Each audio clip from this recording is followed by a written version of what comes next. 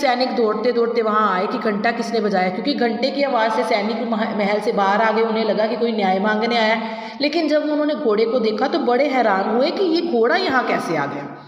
वहाँ कोई भी व्यक्ति नहीं था। सैनिक घोड़े को देखकर बहुत हैरान हुए। उनमें से कुछ सैनिक घोड़े को भगाने लगे।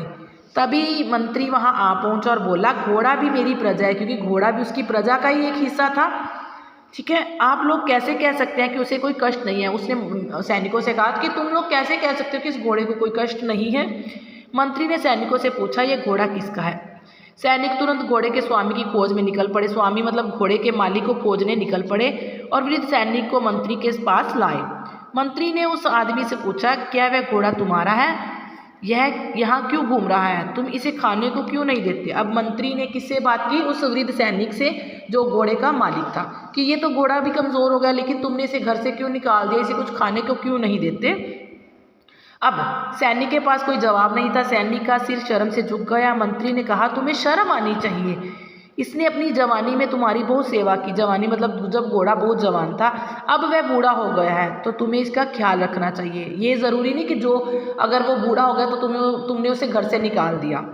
इस घोड़े को घर ले जाओ, वह इसकी देखभाल करो। सभी लोग मंत्री की इस न्याय से बहुत खुश हुए। जब राजा को इस बात का पता चला तो उन्होंने मंत्री की खूब प्रशंसा की, उसे बहुत सा धन पुरस्कार के रूप में दिया और कहा, तुम मेरी परीक्षा में सफल हो गए, कि जो मैंने तुम्हारा टेस्ट लिया था, जो मैंने तुम्हें परखना चाहा था, तुमने सही न्याय करके तुम मेरी परीक्षा में जो दी हुई परीक्षा थी उसमें सफल हो गए। कहने का भाव कि अगर कोई बूढ़ा हो जाता है, अगर माँ बाप ही हमारे बूढ़े हो जाते हैं, तो ये हमारा फ़र्ज़ है कि हम उन्हें घर से ना निकाल कर घर में रख के उनकी सेवा करें, क्योंकि जब तक वो जवान थे, हम छोटे थे, उन्होंने हमारा रहन सहन पालन पोषण खूब अच्छे से किया था। अब हमारा फ़र्ज़ बनता है कि हम वो अगर बूढ़े हो चुके हैं तो हम उनकी रक्षा करें, उनकी देखभाल करें। यहाँ पर एक सीख दी गई है सभी को कि हमें अपने माता पिता का खूब ध्यान रखना चाहिए। ये नहीं कि अगर वो बूढ़े हो गए तो उन्हें किसी अनाथ आश्रम में छोड़ा हो या कहीं उन्हें घर से बाहर निकाल दिया जाए। धन्यवाद।